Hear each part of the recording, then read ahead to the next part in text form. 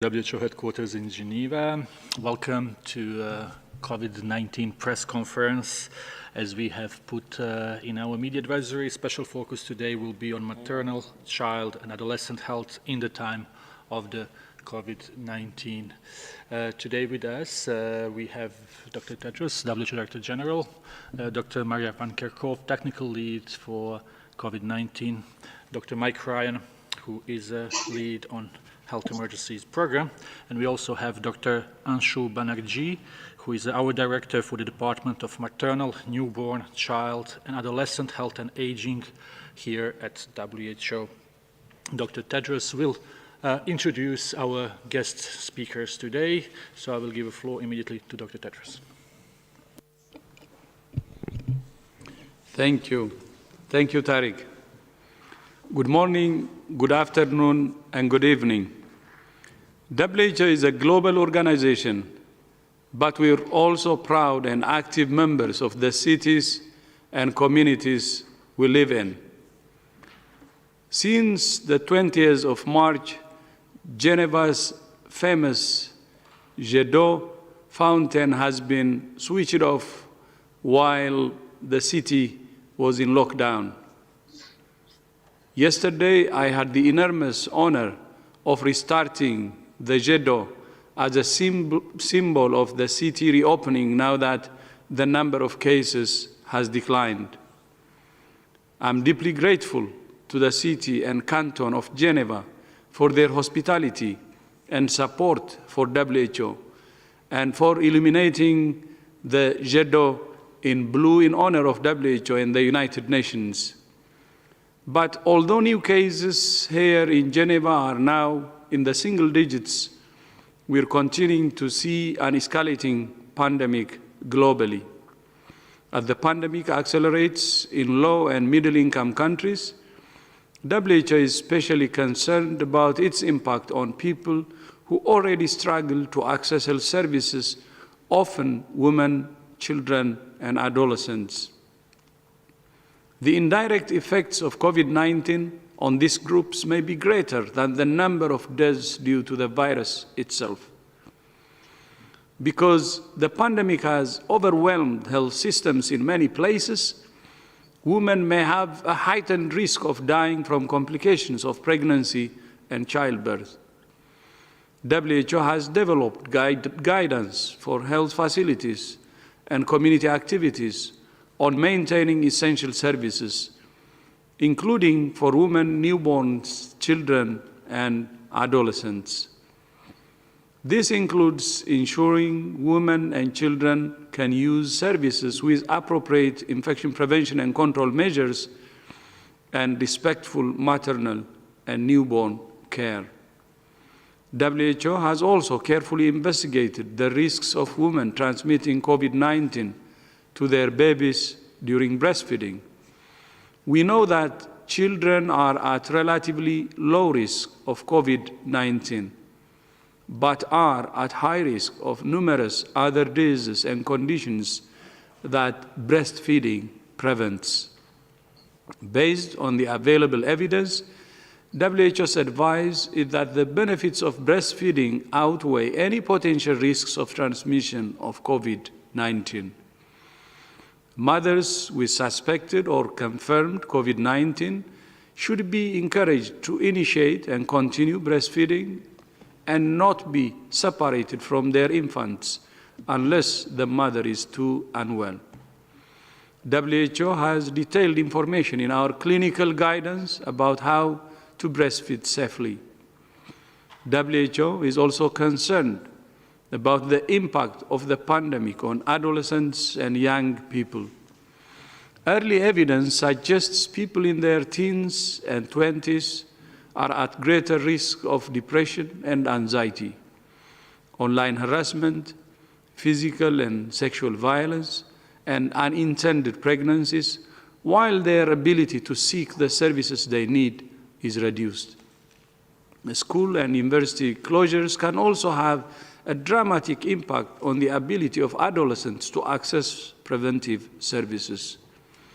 In some countries, more than 1/3 of adolescents with mental health conditions receive their mental health services exclusively at school.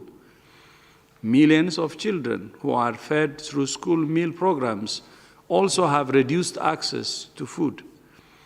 Limited opportunities for physical activity and increased use of tobacco, alcohol, and drugs may have impacts on the long-term health of these young people. To address these challenges, WHO has developed guidelines on maintaining essential services, which we have discussed before. There are also many things people can do to take care of their own health, like staying active, eating a nutritious diet, and limiting their alcohol intake. New products, information, and technologies are changing how health services are delivered. Increasingly, some medicines and tests can be safely obtained over the counter at pharmacies or can be prescribed by doctors online and delivered to people's homes. WHO has developed guidance on self-care interventions for health, which can be rapidly introduced in countries to save and improve lives. For example, providing women and girls with self-injectable contraception can greatly reduce the burden of unintended pregnancies. Access to treatment for people living with HIV and medicines for other health conditions that people can self-manage can reduce the burden of overstretched health systems while meeting the health needs and rights of individuals. Self-care interventions enable more people to obtain the health services they need during the pandemic, when and where they need them. It's our collective responsibility to ensure these interventions are available and accessible to all people who need them. To talk more about the impact of COVID-19 on women, children, and adolescents, today I'm honored to be joined by 4 distinguished guests. Natalia Kanem, Executive Director of the United Nations Population Fund; Gabriela Kuves-Baron, President of the Interparliamentary Union; Jayatma Wickremesinghe, the UN Secretary General's Envoy on Youth; and Mary-Anne Etiebet, the Executive Director of Merck for Mothers. And I would like now to give the floor to my sister, Natalia. Please, you have the floor. Thank you very much indeed, Dr. Tedros, and greetings to all colleagues. UNFPA is proud to host Every Woman, Every Child. Now in its 10th year, EWEC has galvanized political momentum. Its Women Leaders Roundtable advises on the immediate actions we need to protect hard-won gains on sexual, reproductive, maternal, newborn, child, and adolescent health. Today, I'm here as a doctor leading and speaking for UNFPA in the interests of women and girls facing COVID-19.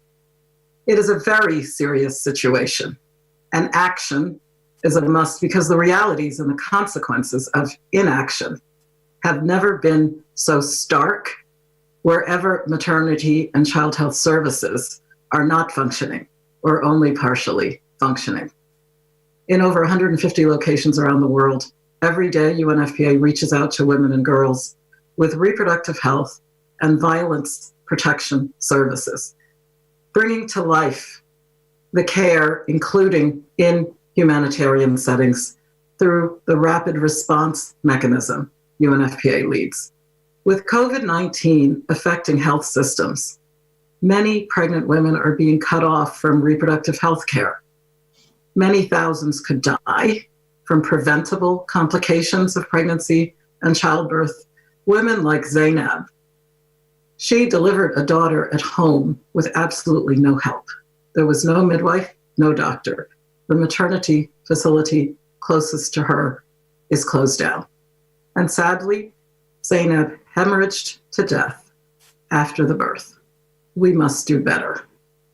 Pregnancies don't stop for the pandemic. Sexual and reproductive health services are not just nice to have, they are essential. Even before the emergence of COVID-19 for millions of women, timely, high-quality maternal health care was unavailable, it was inaccessible, or it was not affordable. And now, with the pandemic, we're seeing exacerbation of already limited access to care, putting women's health and lives at risk. UNFPA has shown that for every 6 months of curfew, lockdown, disruptions, some 47 million women will lose access to contraception. This would result in an additional 7 million unintended pregnancies during that 6-month period. Progress on children's health by the year 2030 is equally threatened, with an estimated 13 million more child marriages over the next decade and an additional 2 million incidents of female genital mutilation. So what can we do? We can act, and act swiftly.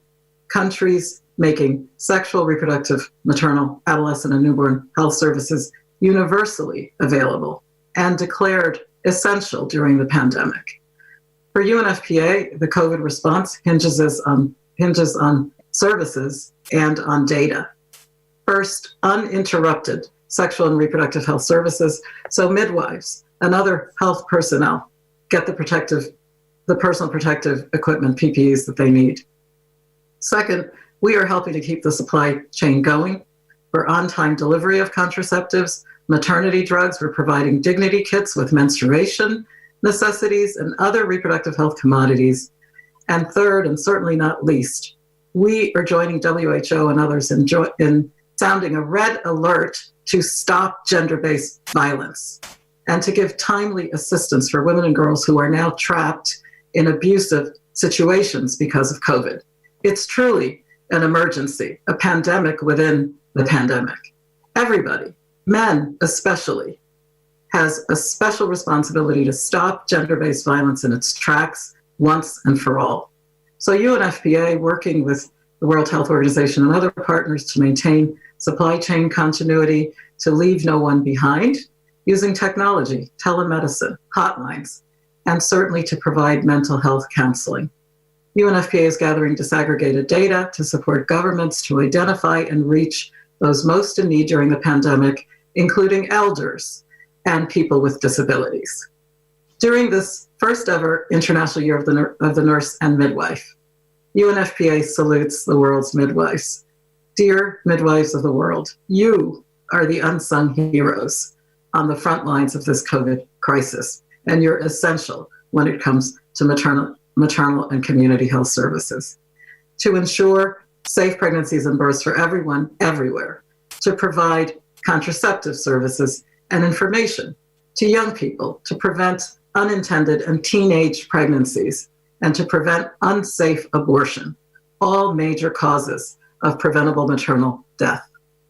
Every single day, midwives risk their lives to protect women and newborns. They urgently need and deserve protective equipment, just like other frontline workers. COVID-19 is devastating. Yes, it's making the road to 2030 steeper. It's been the great revealer of deep-seated inequality.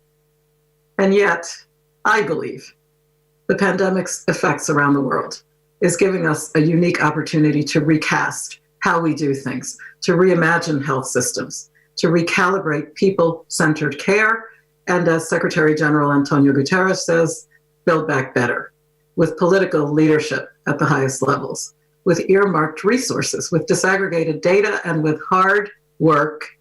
I believe we can and we must build back better, with more resilient and inclusive health systems, so that our mothers, our sisters, our daughters, so that women will not die. Let us work in unity with AWEC during this crisis to assure that maternal health is prioritized. There's nothing more tragic than a woman losing her life as she gives birth. Tragic for her helpless newborn, for her family, community, and society as a whole. Let us be the generation that defeated COVID-19 and put an end to preventable maternal mortality within our lifetimes for every woman and every child. Thank you. Thank you very much, Dr. Tedros. Thank you, Natalia. That was really amazing, and thank you so much for your message. And now to Gabriela Cuevas Baron, President of the Interparliamentary Union. Gabriela, the floor is yours, please. Thank you. Thank you very much, Dr. Tedros. Thank you very much, Dr. Natalia, Hayatna, Marianne. Thank you very much for this opportunity of working together for every woman and every child. The COVID-19 pandemic is not only having a direct impact on those infected, but also indirect consequences due to the disruption of routine health services and far-reaching socioeconomic impacts, further exacerbating inequalities. Women are affected differently than men. 70% of health workers are women, and women make up the majority of carers at home, as well as workers in grocery stores or pharmacies, putting them at high risk of infection. Projections from the United Nations Population Fund, just as Dr. Natalia was mentioning, estimate that disruptions in sexual and reproductive health services could limit access to modern contraceptives for 47 million women and leading to 7 million unintended pregnancies. Also, a very important issue is that violence against women has already reached epidemic proportions in all societies, with 137 women killed every day globally by a member of their own family. The level of domestic violence and sexual exploitation further increases as a result of confined living conditions and economic stress. Children and young people are not put at the center of this pandemic, but they risk becoming the greatest victims. They are severely impacted by socioeconomic measures, with 42 to 66 million children who could fall into extreme poverty as a result of the crisis this year. Financial hardship for families and the closure of schools are expected to increase malnutrition, with long-lasting effects on well-being of children and young people. Young people, in particular, the most vulnerable, such as the young migrants, young refugees, young people with HIV, also have limited access to information, education, and social support services. To ensure that the pandemic does not disproportionately affect women, children, and adolescents, but also that we take this opportunity to build a better and fairer societies, we need to ensure, first, that measures taken in response to COVID-19 protect and support the most vulnerable. As a parliamentarian and as president of the Interparliamentary Union, I know that parliaments have a great responsibility in this regard, and that they must be at the heart of the national and global response to COVID-19. We need to prioritize the continuity of services, including sexual and reproductive health services, immunization, and nutrition programs, ensuring access for all women, children, and adolescents. Also, we need budgetary oversight so that an effective response can be assured. As WHO has been mentioning, find, test, isolate, treat, and trace. It is also important that decision-making processes are inclusive. This means that we need equal representation of women in order for policies and strategies to be effective for those in greatest need. Ensure that health workers have personal protective equipment. Healthcare workers and first responders must be protected. And of course, they must also be protected against stigmatization and attacks. Address care work, paid and unpaid, that is largely performed by women. Apply a gender lens in the design of all measures to address the socioeconomic impact of COVID-19 to ensure greater equality and social protection of women who are more likely to have lower paid and to have less secure jobs. For this pandemic, we must not lose sight of the needs of pregnant women as a vulnerable group. We must care for them and for their babies. The IPU parliamentarians are committed to the implementation of the Universal Health Coverage Initiative.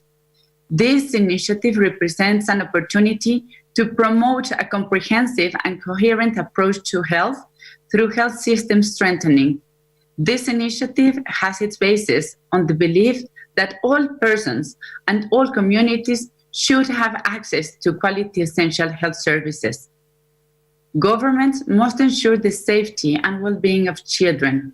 We have here a lot of numbers, but the reality is that we took children as a population that is already safe, and that is not 100% sure answer. We need to come with answers in terms of nutrition, in terms of health, in terms of schooling. It is also about their well-being. And as parliamentarians, our duty is to ensure that these problems are adequately addressed in legislation, as well as provide the means to do so through approval of budgets that can fund efforts into that direction. We know that to ensure a comprehensive approach that goes beyond the immediate short-term response to the pandemic.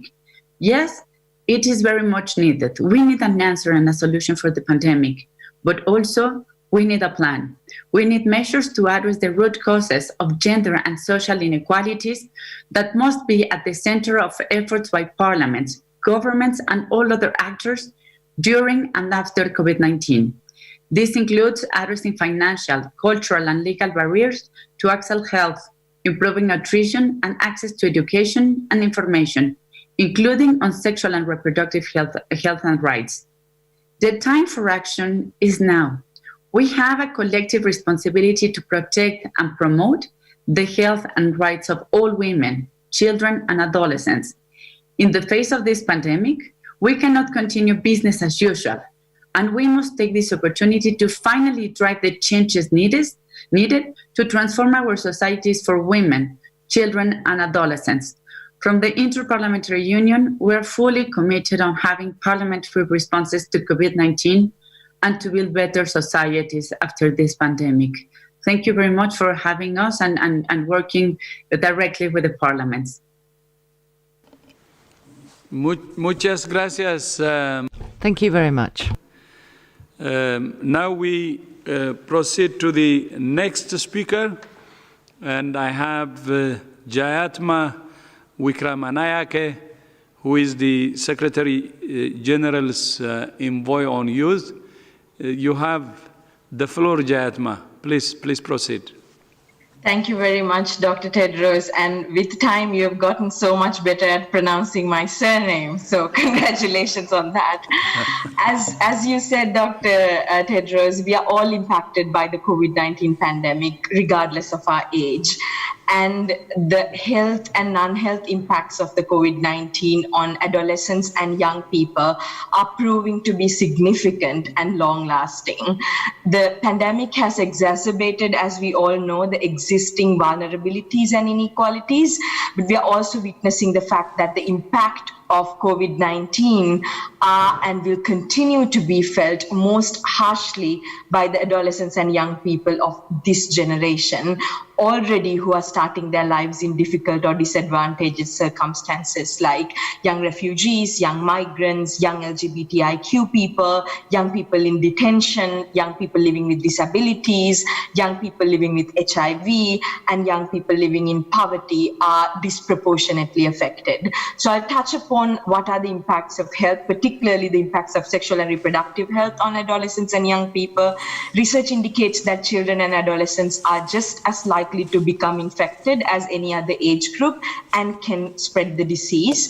Evidence to date suggests that children, adolescents, and young people are less likely to get the severe disease, but severe cases can still happen in these age groups, in particular for those with underlying chronic health conditions. So they should follow the same guidance for physical distancing, hand washing, and maintaining overall good hygienic practices, self-quarantine and self-isolate if there is a risk that they have been exposed or are showing symptoms. And I would like to reiterate the message to all the young people.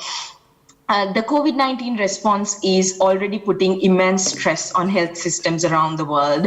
It's disrupting the delivery of routine health services and information to young people, sharply limiting access to sexual and reproductive health services, disrupting immunization schedules, and cutting off young people's access to health services delivered through schools and universities, which are now shut because of physical distancing measures.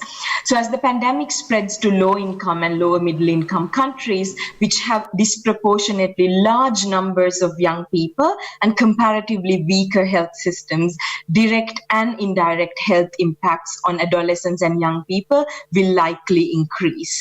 With the observed disruption of health services, young people who need essential, time-sensitive and life-saving medication and information services may be at risk of not being able to access them. For an example, adolescents and young people's access to sexual and reproductive health services is disrupted, which puts them at risk of unintended pregnancies, STIs, HIV, sexual and gender-based violence. Needless to say that young women and girls are particularly vulnerable, as Dr. Natalia mentioned the staggering projections in her remarks. 1.2 billion children and youth are kept out of school by the pandemic, and this means that they not only miss formal education, but also non-formal education, which they usually receive through community interventions, universities, school clubs, youth clubs, peer organizations and networks, and youth groups. So not having access to this information could seriously impact the choices they make about their lives and bodies today, but also impacting seriously their futures. And the second point I'd like to touch is on mental health. So before the COVID-19 emerged, the statistics on mental health conditions for young people were already stark. Around half of all mental health conditions start by age 14, and suicide is the second largest leading cause of death among young people aged 15 to 29. Now, because of the pandemic and the lockdown measures, adolescents and young people have limited access to positive coping mechanisms that they turn to otherwise in times of crisis. For an example, social initiatives, community service, voluntary service, formal and non-formal education opportunities, sports, youth clubs, or other types of physical activity. A study carried out with young people with a history of mental health needs living in the United Kingdom reported that 83% of the young people who participated in the survey agreed that the pandemic had made their mental health worse. A study done in Ethiopia in April 2020 reported a threefold increase in the prevalence of symptoms of depression compared to the estimates from Ethiopia before the pandemic. Parents in Italy and Spain have also reported that their children have had difficulties in concentrating, as well as irritability, restlessness, and nervousness. The stay-at-home measures have come with the heightened risk of children witnessing or suffering violence and abuse as well. In a webinar series called Coping with COVID, conducted by my office in partnership with WHO and UNICEF, we heard some dreadful stories from LGBTIQ young people who were forced to lock down with parents, families, and friends who do not accept them for who they are. And this is quite worrying. And a study published in the Journal of the American Academy of Child and Adolescent Psychiatry argues that mental health impacts may persist after the end of the lockdown measures as well. Example, social isolation and loneliness shown to increase the risk of depression and possible anxiety at the time of loneliness was measured and between 0.25 to 9 years later. Therefore, the need for adolescent and youth-sensitive mental health and psychosocial services and counseling will increase and should increase the pandemic's as the pandemic progresses. So 3 solutions before I wrap up. First, the post-COVID response plans must be sensitive to adolescent and youth specific healthcare needs. This means developing and funding national plans that shift care away from institutions to community, youth-led, grassroots-led services, allow for outpatient services, mobile clinics, and peer groups, ensuring the coverage of all young people without discrimination. Second, governments and policymakers must ensure that within the context of universal health coverage, availability and accessibility of youth-friendly mental health services and youth-friendly rights-based sexual and reproductive health services and comprehensive sexuality education. Thirdly, governments and institutions need to see young people as partners, not as troublemakers. There are thousands of young people right now volunteering in the communities as frontline healthcare workers, as they're running hand washing campaigns, fighting misinformation online, they're innovating solutions. So make them your allies and make them your partners, support their work, create safe spaces for them, and invest in their work. So these solutions that we are proposing will last for generations to come. Thank you. Thank you, and thank you for your kind words. And I would maybe add one more language from Sinhala to you for joining us. Obata stati. I hope it's correct. Stutia. Obata stutia. That means, it's okay. Thank you. Thank you so much. So now we thank you, Jayatma. Thank you for your message, and thank you for your hard work, and we're really proud of you. And then the next speaker will be Mary-Ann Itiebet, the Executive Director of Merck for Mothers. You have the floor, Mary-Ann. Thank you so much, Dr. Tedros. I'd also like to extend my thanks to the UN Secretary General Every Woman's Every Child initiative for the opportunity to contribute today and add to the perspectives and insights already shared by the other champions for women, children, and adolescents in this briefing. MSD for Mothers was created back in 2011 when our company made a $500 million commitment to help create a world where no woman has to die giving life. And MSD for Mothers is also known as Merck for Mothers in the US and Canada. And I'd like to thank Dr. Kanem specifically for sharing so eloquently just what is at stake here when it comes to maternal mortality. The COVID-19 pandemic threatens our shared vision for helping end preventable maternal deaths. In the worst case scenario, a recent publication in The Lancet estimated that COVID-19 in the next 6 months alone could result in the deaths of over 1 million children and over 50,000 mothers, all due to indirect causes or all due to the indirect impact of COVID-19 and the reductions in utilizations of essential services. We are all living in that worst case scenario right now. And I want to share 2 examples from Nigeria and India, since together they account for over a third of all the global maternal deaths we see. In May, the Nigerian Ministry of Health reported that antenatal care visits and child immunization visits had dropped by about 50%. Stillbirth attendance was also dropping by almost 40%. And data from the Indian Health Management System also suggests that in March, after a nationwide lockdown was enforced, institutional deliveries dropped by 43%.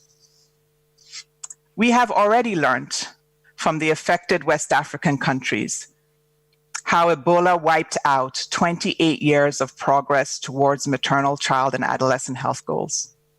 We cannot afford to look back on the next 10 years as a decade of picking up the pieces and rebuilding trust in the ability of health systems to deliver on essential services for women and children. We need, rather, to look back on the next 10 years as the decade of accelerating action because we all came together to do this.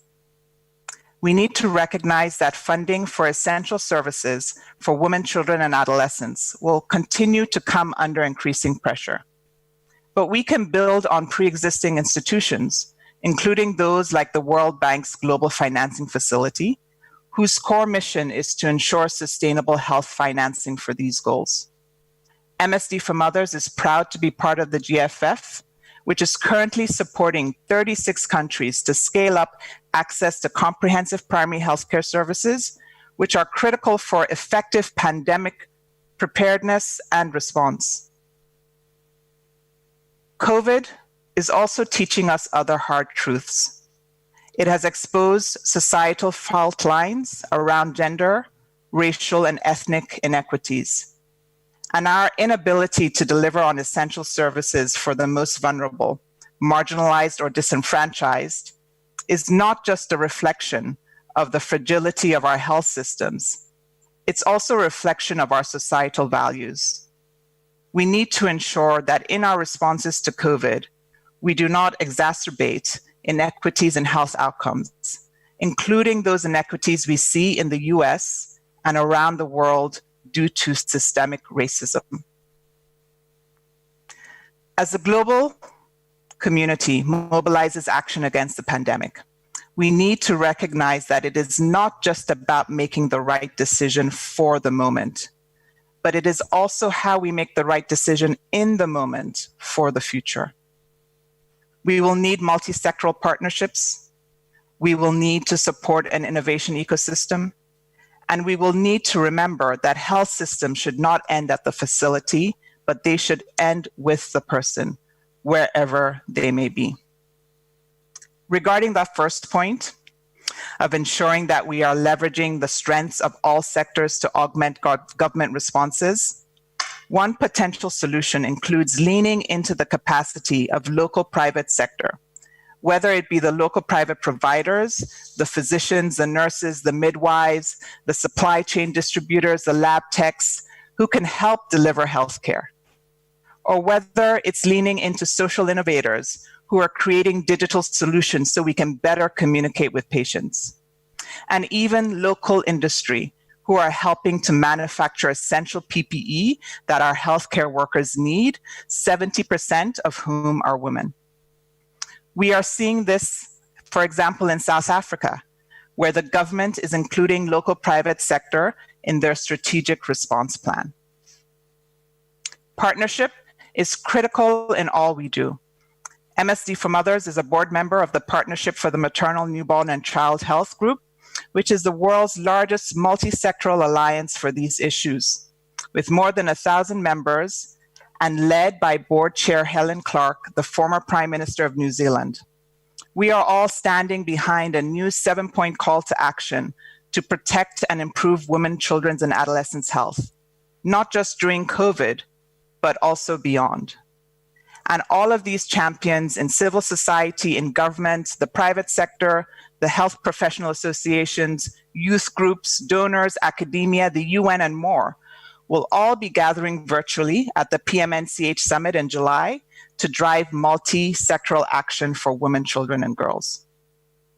Second, we need to support an innovation ecosystem so that we can accelerate the timeline to develop, deploy, and scale solutions.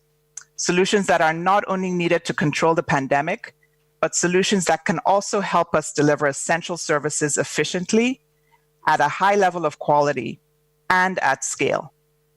Private sector will be an essential partner in this. And last but not least, COVID is teaching us that we must reach people wherever they are. Health systems don't end at the facility, they need to end with the person. So whether it's through those mobile units that Jayanthra mentioned, or through community health workers meeting patients in their homes, or through technology connecting with patients on their phones, we can learn from our responses during COVID to build back better patient-centered care. Together we can do this, building on the global solidarity that is already driving our COVID-19 responses to build stronger, more resilient, more responsive, and more inclusive health systems that we can continue to protect and improve the lives of women, children, and adolescents. Thank you. Yeah, thank you. Thank you so much, Marianne, and thank you to all again. Please, Tariq, back to you now for the next session. Thank you, Dr. Tedros, and big thanks to all of our guest speakers. I understand They will stay with us for any possible questions. So I would really encourage journalists to take this opportunity to use the presence of our distinguished guests and ask questions on this particular topic. Journalists who are with us on Zoom can listen this press briefing in 6 UN languages plus Portuguese plus Hindi, and this is thanks to our interpreters who are here with us today, and we would like to thank them. Journalists can also ask questions in 6 UN languages and Portuguese, not in Hindi for the moment. So we will start with the questions. We expect everyone to be short, concise, and have only one question. So if we are ready from the technical side, we will start with the Shanghai Media Group, and we have Bin Chen online. Hello. Can you unmute yourself, please? Yes. Hello, can you hear me? Yes, now we can hear you. Please go ahead. Okay, thank you very much for the special guest speech, but my question is not related to this subject. Sorry for that, but thank you for taking my question. So today, EU announced its plan to invest billions in purchasing vaccines from pharmaceutical companies in advance to secure enough shots for European citizens, while Washington indicated before also that it wants US-made vaccines for itself. So my question is, how would WHO formulate guidelines on the allocation of vaccines in the future to ensure fair access to pandemic remedies worldwide, especially for underdeveloped countries? Thank you. Tedros may wish to comment. In fact, Tedros leads a very important global group looking at these issues on a weekly basis, and had a very productive video telephone conference with many partners, including the European Union, last night. There are a number of initiatives around the world to secure vaccine for either single countries or groups of countries. We need to work closely with those initiatives. The ACT Accelerator, the Access to COVID Tools Accelerator, and the vaccine component of it led by CEPI, by Gavi and WHO, seeks to not only identify the appropriate vaccine products, but to accelerate their production, ensure that there are adequate stocks, and work across the whole partnership, political, scientific and manufacturing, to ensure that there is fair and equitable access to those. There are many ways to achieve that. Not one, I don't believe one single mechanism right now can do that, because a number of initiatives have already started. I think we have to recognise that reality, and I believe it's in the interest of the world that WHO and other agencies now work together with those alliances to ensure that everybody is pushing in the same direction, and that is the production of enough vaccine to meet the demands that we would have according to the strategy, and to ensure that we have fair and equitable availability of that vaccine to those who most need it. And Dr. Tedros has been pushing very hard in this direction and convening all players to ensure that everyone is aware of their responsibilities to contribute to this global good.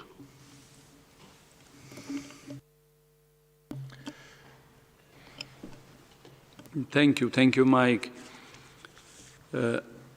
This question is very, very important, and I will just add a few things to what Mike had already said. As you know, WHO and its partners have launched an initiative, which is the ACT Accelerator, on April 24. And you also remember that there was a pledging conference by European Commission on May 4, which was very successful and raised around $8 billion. And we're also working with, as Mike said, with all relevant stakeholders regularly, especially to address one of the two objectives outlined during the launching of the initiative, which is access to the product that we hope will be produced, or the vaccine that we hope will be produced access by all who need the vaccine. Of course, we have already discussed in that platform of the meeting of the relevant stakeholders a draft allocation framework. But that draft or the allocation criteria cannot be implemented unless there is a global consensus on making any vaccine that will be found or discovered as a public, global public good. And for that to happen, we need political commitment. So a global consensus that's based on political commitment of our leaders will be very important. The good news is many leaders, as you have heard them say it during the launching, during the pledging conference, during the World Health Assembly, many leaders promoted the idea of making any vaccine that would be found as a global public good, but that should really be continued to be promoted, and more leaders should join the boat, and we need to have a truly global political commitment and global consensus before even we have the product. So that's what we're pushing, but of course it's not yet completed, but we hope the world will agree and we'll have a consensus to make a vaccine that will be found a global public good. So this will be the commitment of not only, by the way, the political leaders, but I think it's everybody's business too. And the voice of every citizen globally will be very important to assure access to vaccines and other products by those who need it. Thank you. Next question comes from Spain. We have Pilar from El Mundo online. Pilar, can you hear us? Please unmute yourself. Yes. We can hear you. Please go ahead. Okay. I have two questions. First, I wonder if you are considered making an universal recommendation for the return of the children and kids to school, basic measures, because the behavior of the transmission in this population is really unknown. There are different points of view. And the other questions, it's about if there should be a global unification of data accounting in order to make more comprehensive comparison of the situation between countries, about a confirmed case, suspected case, and death. Okay. Thank you. I will repeat the question. So first one is if WHO is considering making a universal recommendation for the return of children to schools. And the second one is should there be a global unification of data in order to make a more comprehensive comparison of situation between countries. So Pilar, thank you very much for joining us for the first time. Normally we take only one question per journalist, but I'll let our speakers help. Okay. I'll just, Maria will come in on this, but we have issued guidance and considerations for the reopening of schools, and Anshu, who's actually with us here today, is actively engaged with educationalists around the world and others, and we will be bringing further technical advisory groups together around the whole issue of school and risk management at school level. It is very difficult to give a universal recommendation around school opening or closing. As you can imagine, the contexts are extremely different, the epidemics are very different, the vulnerability of children in different settings is very different. A school is a very different concept in many parts parts of the world, the age stratification and what you do in young children versus older children versus adolescents versus universities. So it's very difficult to make universal recommendations. We have issued considerations and very detailed considerations for the risk-based decision-making that governments should make, but maybe maybe Anshu may have a comment on this. And maybe Maria can take the question on the bringing together global data. Thank you very much. And so I think it's very important to highlight that we've seen negative impacts of closures of schools, and at the same time also we have seen that it has an impact on transmission. So what's very important for us is to identify better what the impact has been of closure of schools on transmission in the community, and that's something that we're looking at the moment. We have also identified that closure of schools has contributed or will contribute to poorer educational outcomes, to mental health issues, as already mentioned by a previous speaker, but also to poorer nutrition. Many children actually depend on a meal at school as part of for their nutritional status, as well as looking at the impact of violence against children, also highlighted earlier. So I think we need to really look at the balance. What is the risk or what is the impact of closing schools on the impact on children versus the transmission in community, and that's something that we're studying at the moment. Thanks very much. If I could just briefly add on the first question around the considerations to reopen schools. As Mike has said, we have issued guidance around this because it is very context specific. And when taking that decision, there's a number of factors that need to be taken into consideration, including the current epidemiology and transmission and intensity of transmission of COVID-19 in the area where the schools are and where the children live that go to those educational institutions, and also the setting that the school is in or that institution is in. What is their ability to maintain the ability to prevent and control transmission of COVID-19?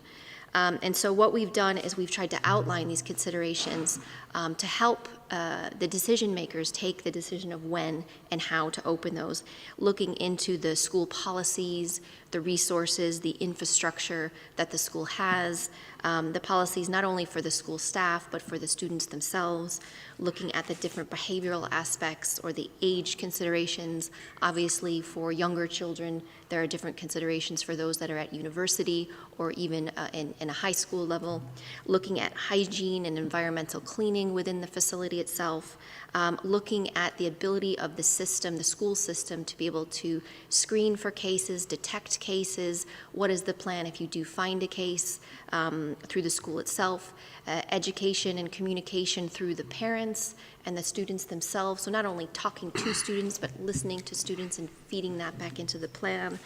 And looking at the ability to put in physical distancing and other public health measures that also need to be taken into consideration. So as Mike has said, as Anshu has said, it's very context specific. And so to set one policy is very difficult. And so what we're trying to do is help the decision makers take those decisions to reopen schools safely. With regard to the second question around global data, so indeed we do have systems in place to capture data from countries around COVID-19 cases. We have the mechanism through the IHR where official cases are reported to us through the IHR mechanism. We have issued case definitions, which helps to define who is a suspect case, who should be tested, because as you know, our recommendation is to test suspect cases, and there's definitions for who those suspect cases are. And we have also issued guidance around surveillance systems. How would one find suspect cases, looking specifically at different populations and looking for cases in the community. And so the mechanism by which we capture that information is through IHR. And we have teams that are working to analyze the data that comes in to help us better understand the situation, the transmission situation, and the characteristics of the cases reported. I will just ask if any of our speakers would like to add something on this first question on reopening schools. If you, I understand that Natalia would like to add something. Yes, I think the question on data is extremely important. And I just wanted to remind all that the Global Action Plan on SDG 3, which relates to data and digital health as an accelerator of universal health, is something that WHO and UNFPA have been co-leading. And here, the cooperation at the country level, where we never take our eye off of 2030 and the Sustainable Development Goals, even with COVID. The cooperation of country governments is extremely important as we strive across the 12 global health organizations, which are signatories, to align and accelerate and account and engage with governments on comprehensive, modern, and functional health information systems. Really depends on all sectors working together at the national levels. Thank you. Thank you very much, Dr. Kanem. If any of other speakers would like to add, you just let us know. Not at this stage, I understand. So we'll go to the next question. We will go to Agence France Presse and Nina Larson. Nina. Yes, hi. Thank you very much for taking my question. I wanted to ask, Brazil's president, Jair Bolsonaro, yesterday called on people to go into hospitals in the country to shoot video to show that the hospitals aren't overwhelmed. At a time when the numbers are soaring in Brazil, I was wondering if you could say something about your thoughts on leaders making these kinds of suggestions. In the US, you also have the president who's planning on having his rallies this month. So I was just hoping that you could say something on this. Thank you very much. Yes. While the numbers in Brazil have been high and continue to be high, and the number of deaths continues to be high, the health system itself across, and our colleagues in our Americas regional office in PAHO, the Pan American Health Organization, are tracking on a daily basis a number of parameters in Brazil, including the ICU bed occupancy each day across the 27 different administrative areas in Brazil. And while a few have exceeded 80% occupancy, most areas are below that. Some are at a critical stage in terms of above 90%, and it's clear that some areas of Brazil have quite a bit of pressure on the intensive care system.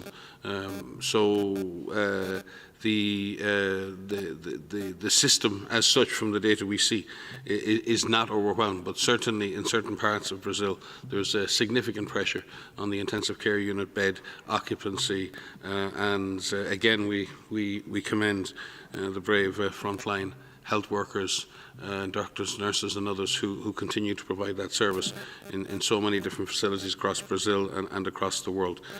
So from that perspective, yes, the situation in Brazil is of concern. All 27 areas are affected. We've seen different rates of infection. There are clear hotspots in heavily populated areas. There are clearly differential impacts in different populations. We've seen the impact in Amazonas. Overall, the health system is still coping in Brazil, though having said that, with the sustained number of severe cases, that remains to be seen, and clearly the health system in Brazil across the country needs significant support in order to sustain its effort in this regard. But the data we have at the moment supports a system under pressure, but a system still coping with the number of severe cases. Thank you very much. We have received an interesting question on email. That's from World Health Alert Crisis, Karen Wolfson, who is asking, do you think countries would benefit from testing more children for COVID-19 so that we can get a clearer picture on how it affects children and adolescents? I can start, and perhaps others may want to supplement. I mean, I think one of the areas of our understanding of this pandemic that's really limited is our understanding of COVID-19 in children and adolescents. And we have a number of unknowns that we're really trying to better understand is how often are they infected? Do they play a role in transmission? And if so, how much are they playing in that role? What roles do schools potentially have? And these are a number of areas of unknowns.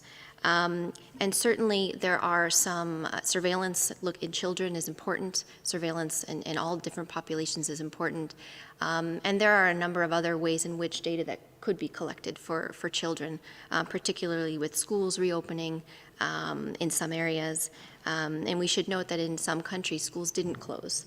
There are also seroepidemiologic investigations that are underway, that some of those include children, and that will also give us more information about the extent of infection in children. If anyone wants to add something on that from our guests, let us know. If not... Tarek, just also yes. to say that there are some studies underway, and I know the Unity studies, the seroprevalence studies, also have nested studies on the incidence and prevalence in children, and I know colleagues in the UK have launched an extensive seroprevalence study looking at the experience of children of infection, not just of severe infection, and understanding the mild pattern of disease and how children participate in the overall transmission of disease or not, and then looking at the more severe end of the spectrum and why some children, very few, end up with severe outcomes from the disease. These are really all very important, interlinked but independently important measurements we need to make.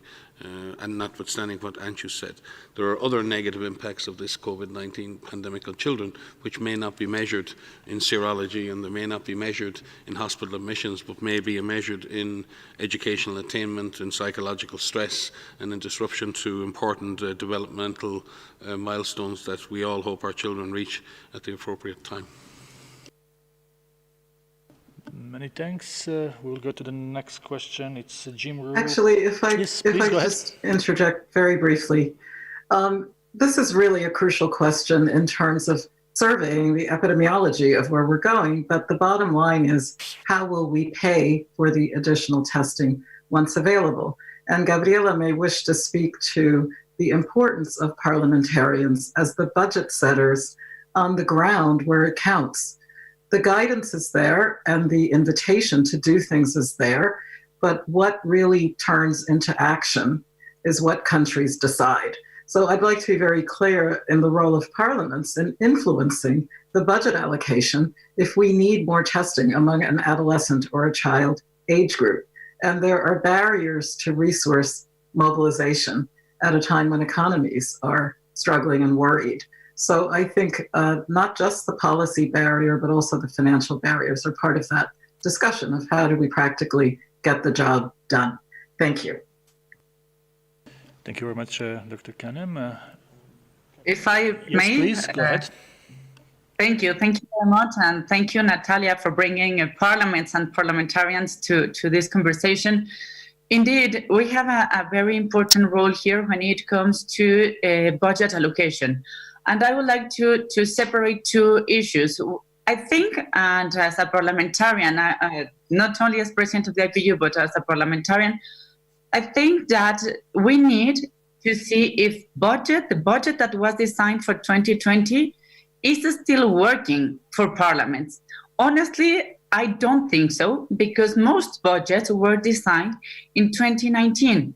Where no one was imagining what's going to happen in the world. I think we are not even imagining what's going to happen in 2 months. So I think that we need to take a look to budgets that are being applied for 2020 and to allocate more budget for these health systems and the huge demand that they are facing. We have seen some examples of countries that are building hospitals in a very fast way, that are developing research, studies, tests, and it is clear that budget is not being enough for the huge demand that the population is needing. And not only related to the basic health services, but for example, we just mentioned violence against women. We need to strengthen all systems that are going to help women during this pandemic. Women are being left behind.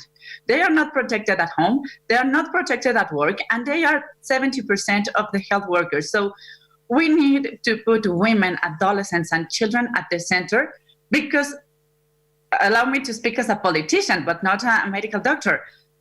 We have been hearing news talking about how this virus affects more men than women, and how children and adolescents are not contagious. So we need to take a look on the different ways that this pandemic is affecting each of the groups, and women, children, and adolescents cannot be left behind.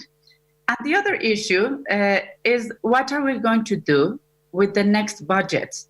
Because this pandemic is going to have severe effects, not only now, but also, I think it was Marianne who was saying, we need to take decisions right now, but for also taking a future consideration. So I think that it goes also to budget. Which are the needs now, and which are going to be the needs in 2021?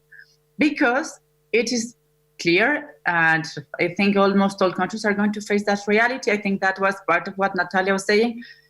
The economy is also struggling. And when that happens, also public budget is going to be affected. So I think that we should take a look at which are the priorities for the humanity. What are we going to do, especially with children and adolescents? They do not vote, they do not participate in politics, but that doesn't mean that they cannot be taken into account. So I think that we need to put women, children, and adolescents also for our priorities in budget for 2021. Many thanks, Dr. Kanem, and also Ms. President Barone. Anshu, would you like to add something? Yes, I just wanted to pick up on that last point, because I think it's important, if we know whether children are actually an important element in transmission in the community, then or not. If not, then we don't have to close schools, and then parents actually don't have to stay at home and can continue working. So that link with the economy, I think, is an important reason why it would be important to have better data on children. Many thanks. So we have a couple of questions on breastfeeding. I will read one, and then we will call on Jim Rope from Los Angeles, from Westwood One Radio. But first, the question comes from New York Times, from David Wallstein, who is asking the recommendation on breastfeeding. Have there been studies to show that breastfeeding is not a cause for COVID-19 transmission? And what are the main diseases that breastfeeding tends to prevent? Jim, you also wanted to ask something about breastfeeding. Please go ahead. Yes, it was pretty much along the same line. Just a little clarification on the guidance on breastfeeding, especially for women who test positive for the virus, please. Thank you, Tarek. Thank you very much for that question. So far, we have not been able to detect live virus in breast milk. So several cases have been identified where there have been RNA fragments, so fragments of the virus in breast milk, but we haven't actually identified live virus in breast milk.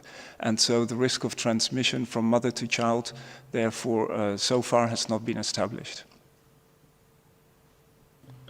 And if I may supplement with the guidance that we have, an updated guidance we've published on the May 27th, where we recommend, and we have been recommending, that women who are suspect or confirmed continue to breastfeed. They're encouraged to initiate and continue breastfeeding, and within the guidance outline ways to do that safely. And just again, in terms of breastfeeding has a lot of benefits beyond direct nutritional ones. It certainly has been associated with preventing a whole range of different diseases, including acute infections such as diarrhea, pneumonia, and various range of infections, Haemophilus influenza and other things in children. And I know Anshu could speak for hours around the long-term health benefits of breastfeeding in terms of other chronic conditions of later life. So there is absolutely no question that breastfeeding provides the best possible nutrition for a child at any given moment, but also has direct beneficial effects in protecting children from infectious diseases. Anyone from our guest speakers would like to add something? No. Okay, so I will read one question that came from Peter Schelling, who works with the European News Agency ENA.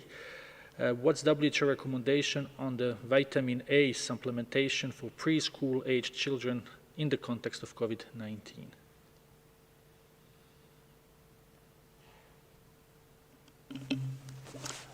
We should continue providing vitamin A.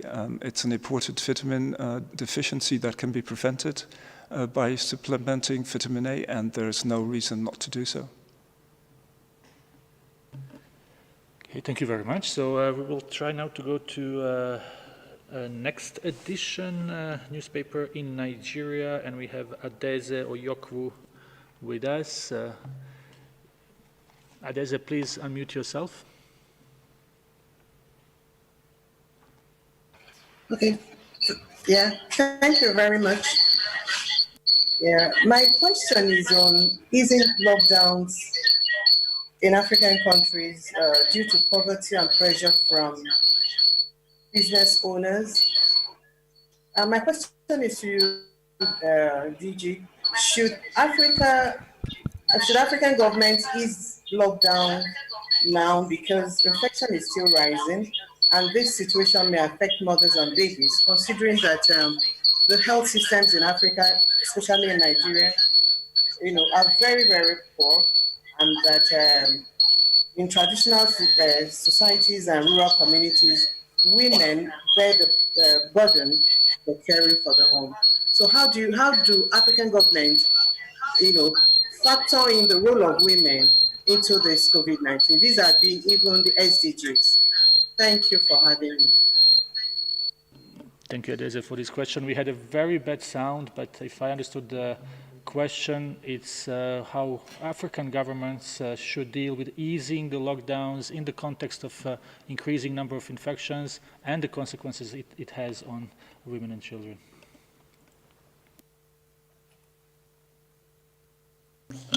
So thank you for this very important question of, balancing the need to suppress and control the virus while trying to lift some of these lockdown measures and resume economic and activity, especially for mothers and children and for all. So we have outlined different ways in which we can support governments in taking decisions on when and how to lift these public health and social measures, or these so-called lockdown measures. And primary to this is to really understand the transmission. Is the outbreak in that area, in the area that we're talking about, controlled? Do we have a system in place? Is there the public health infrastructure in place to be able to detect cases and test for cases, care for those cases, find contacts, quarantine those contacts? And making sure that not only the public health infrastructure is in place, but the health infrastructure is there as well, to care for those who need care for COVID-19, as well as other medical conditions, including those for women and children and adolescents. Making sure that in situations that the risks for high vulnerable settings are minimized, so that we don't have any hotspots of activity where the virus can really resurge very, very quickly. When resuming work, making sure that the workplaces are ready to be able to receive people back to work safely, where these public health measures can be in place within the workplace facilities. And that communities are fully engaged and understand how the resumption of and the lifting of some of these lockdown measures can be put in place. Balancing that with trying to get people back to work, but ensure that the virus does not have an opportunity to resurge.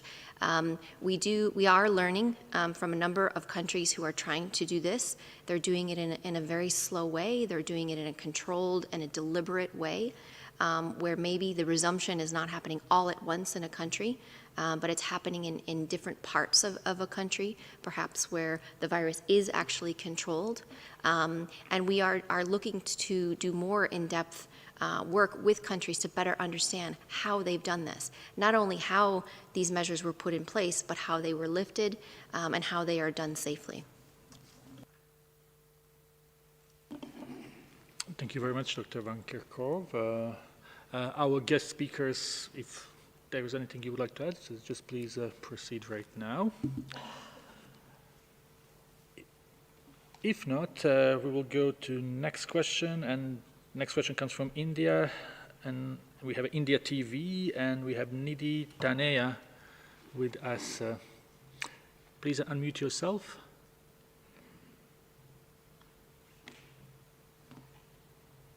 Hello? Do we have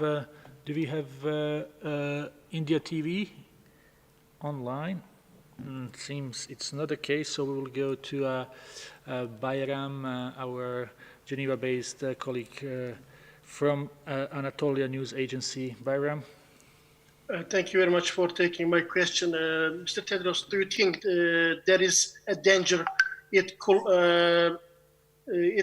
trigger a second wave of COVID-19 outbreak? And are you optimistic that the pandemic will be under control in Europe and the rest of the world by the end of 2020? Thank you so much.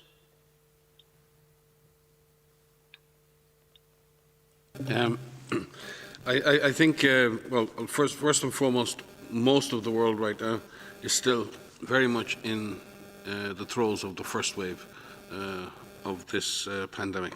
Some countries in Europe, in Southeast Asia, North America, have been through the peak of a wave of infection and are slowly, carefully making their way out of that situation. Some had to entirely shut down their societies and economies to achieve that. Some have managed to avoid that. The current uptick in cases in some countries can be represented, yes, as a second wave or a second peak. In other words, that the disease has not reached a very low level, maintained a low level, and then come back sometime later in the year. This is possibly in some countries related to reopening of society, remixing of people, and being in a situation without adequate social distancing, without adequate measures in place, and without adequate capacity to isolate, test and isolate suspect cases and quarantine contacts, the disease can return again. And we've certainly seen a number of countries where that phenomenon has happened, not necessarily at a national level, but in terms of a subnational level. And countries have been working hard in Southeast Asia and other places to identify new clusters of disease and to break the chains of transmission. So it's not surprising at all that any country coming out of a so-called lockdown can have clusters of disease, re-emergence of disease in clusters. That's not necessarily a second wave. That is just a result of many of you as journalists have asked us. There is a careful balance to be struck between keeping everyone at home and continuing to completely suppress transmission of COVID-19 and the untoward effects of that on the economy and society. And that's not an easy balance. This is a public health dilemma, and it's one that has to be carefully managed and balanced by every government every minute of every day. And there are no correct answers in that regard. There is no playbook that can be written at global level for each and every country in that circumstance. Countries have to balance those things. So yes, we are concerned that we are still very much on the upswing of this pandemic in many countries, particularly of the global south. We are concerned that some countries are having difficulties in exiting the so-called lockdowns as they're seeing increases of cases again. And the responses in that regard for countries are going to be, are there alternatives now to controlling that uptick in cases short of implementing full lockdowns? Can countries engage in a much more micro process? Can countries identify exactly where they're getting an increase in cases? Can they apply measures there and avoid applying measures in areas where they're not seeing that? And that comes down to the granularity of your data. Do you know where the virus is? Can you tell specifically where the virus is increasing or decreasing? Do you have that knowledge? And within that, can you make an intervention at a geographic level that allows you to take sometimes increase measures without affecting the whole population. And that really comes down to the sophistication of your public health surveillance, your ability to test, track and trace, your knowledge of the virus as it's spreading through communities, and your ability to apply measures in a way that's not a blanket measure, that you can lift and adjust measures at a subnational or a sub-state level that allow you to be much more sophisticated in doing that. But that is driven by having good data. And without good data, it's almost impossible to take that approach. So, as we've said previously, a comprehensive approach, strong public health surveillance, know where the virus is. If you see a rise in virus in a given area, strong cluster investigation, understand the risks, try and break those chains of transmission. And in a sense, we've said this, there must be an alternative to lockdown, because in the absence of lockdown, the virus will tend to spread again. So the question is, what have you got to replace lockdown with?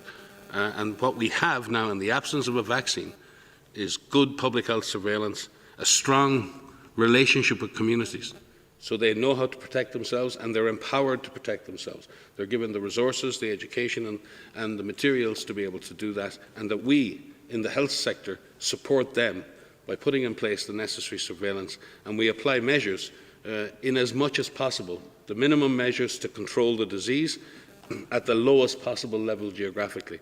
It's very easy for me to sit here and say that that is difficult to achieve in any circumstance, but it is the only way to sustain the next number of months while we wait for other interventions. And again, we have to say that we really hope we have an effective vaccine in time, but there are no guarantees. So I've said it here previously, we have to learn to live with this virus. We have to find a balance of controlling this virus against the damage economically and socially of controlling this virus. This is a difficult dilemma, but we must find that balance, and each society must find that balance which is in accordance with its values and what citizens in that country wish to achieve as a collective, and that's not always so easy to achieve.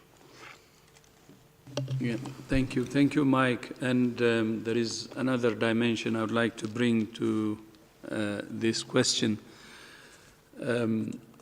We're truly concerned, actually, because the world is divided. The world has never seen anything like this since the flu in 1918, which is more than 100 years ago. This is a very dangerous virus, and it's very hard to fight this kind of virus in a divided world. That's what we should understand. And that's why, from day one, we have been calling for national unity and global solidarity. And we need these two in order to have a better outcome, like you said, by the end of 2020 or any time soon, can happen with unity and solidarity. But it will be difficult in a divided world. So that's why, again and again, we call for national unity and global solidarity. Thank you. Thank you very much, Dr. Tedros. We will take last question for this session of questions and answers before Dr. Tedros makes another announcement. Do we have Gabriela Sotomayor from Proceso Mexican outlet with us? Gabriela? Sí. Hola. Yes. Thank you very much. I'm going to ask my question in Spanish. Now, my question is on Mexico. Dr. Tedros, you're talking about unity and solidarity, and that is something that's very important. And in the country, in Mexico, what we're seeing is that on the one hand, the person in charge of the pandemic is saying that the epidemic is at its peak, but on the other hand, they don't believe in doing testing, that it doesn't make sense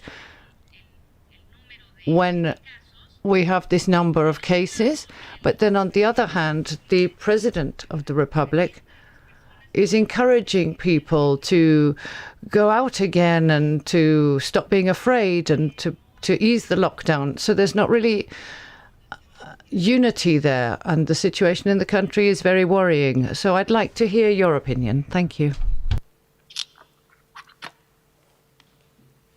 So I don't have this particular information which you said, but I will answer the question in a general terms.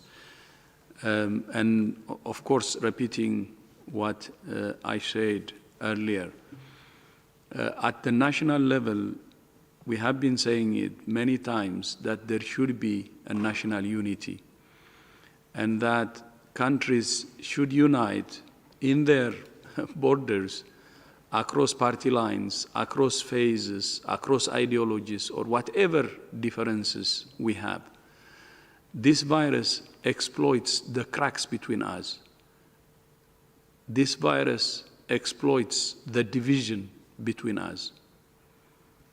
It's only when we're united that we can defeat it. Some months ago, I had a phone call with the Prime Minister of Finland, and she was telling me about their model, which is exactly what I said. They have a committee of the ruling and the opposition party, and they work together in identifying the problems, proposing solutions, and working together to respond to the pandemic. That's the sort of national unity across all the differences which I have said is important. And when there is national unity, that leads to a genuine global solidarity too. When there is no national unity, it affects the global solidarity. And that's why we're calling for both as a package, national unity and global solidarity. You can go back to history also.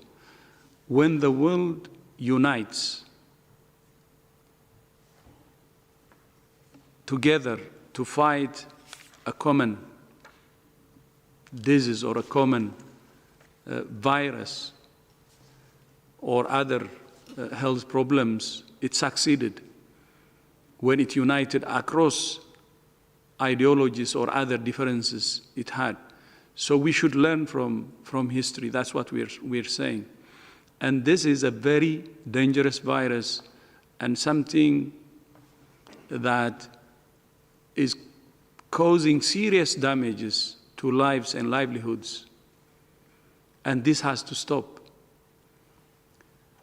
You know, the different measures that countries have taken to control the virus have turned the lives of many citizens upside down.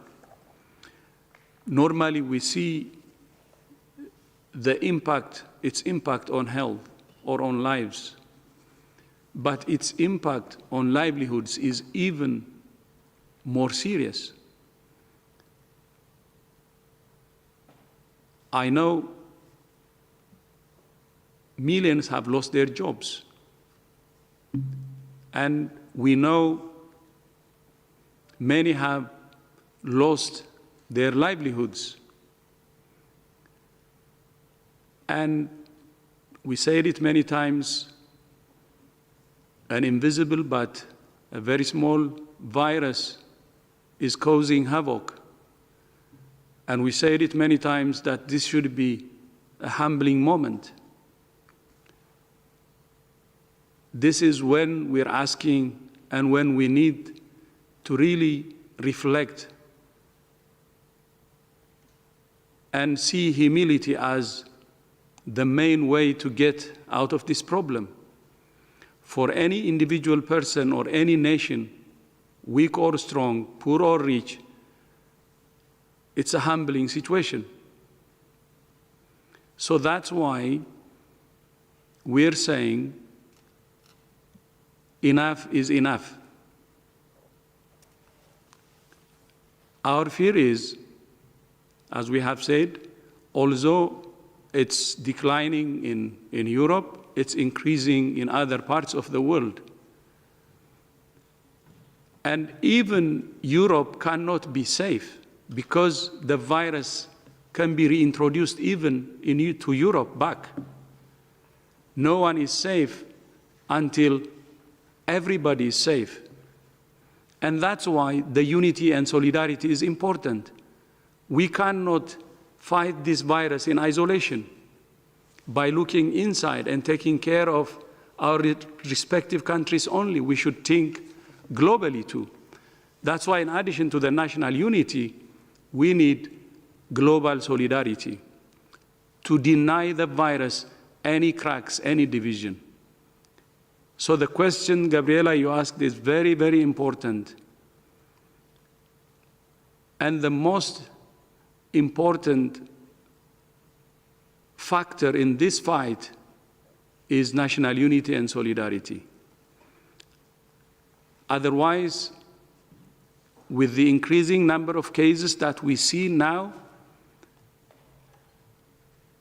we can say that the virus is actually starting, and it will continue to wreak even more havoc, not just lives, but the livelihoods.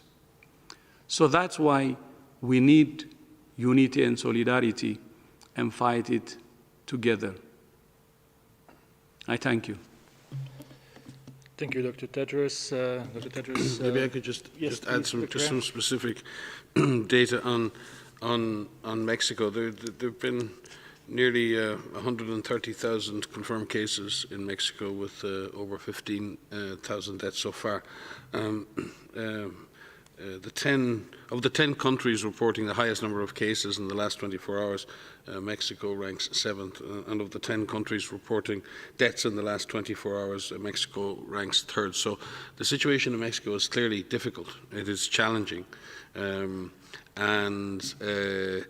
The overall positivity in tests is about 37%, and in that sense, 37% of those tested are tested positive. So there clearly is the epidemic, as it is across all of the Americas. 4 of the top 10 countries reporting cases in the world today are in the Americas, and similarly on deaths. So the pandemic is most active in the Americas and highly active in Central and South America. Many countries are affected, and Mexico is but one. So from that perspective, and as the DG says, there needs to be consistent messages from government at national and subnational level. I think what we've seen around the world is our citizens get very confused if they perceive that they're getting different messages from different parts of the system. We really do need to align our messaging and ensure that we're all working together to ensure that our citizens are getting the best possible information to protect themselves and protect their loved ones and their communities. Thank you, Dr. Ryan, for this. Dr. Tedros will have another topic to mention, but we will conclude the press conference as it is. I would also like to thank our guests, Dr. Natalia Kanem, Executive Director of UNFPA, Ms. Jayatma Vikramanayake, UN Envoy for Youth, President Gabriela Cuevas Baron of Interparliamentary Union, and Marianne Etiebet, lead Merck for Mothers. Audio file from this press briefing will be sent to journalists shortly, and the transcript will also be posted. I will give the floor back to Dr. Tedros. Thank you, Tariq. And before I say bon weekend, I would like to say a few words about the World Blood Donors Day this coming Sunday. As you know, this Sunday is World Blood Donors Day, an occasion to thank and celebrate blood donors all over the world for their selfless contribution to saving and improving lives. Many countries still lack universal access to blood transfusions and blood-related medicines. The COVID-19 pandemic has further reduced the world's blood supply. Our message on World Blood Donor Day is keep donating blood and saving lives. Giving blood during COVID-19 is safe, provided physical distancing and hygiene measures are respected. So thank you and have a nice weekend, and look forward to seeing you on Monday. And thank you so much for joining us today. Thank you.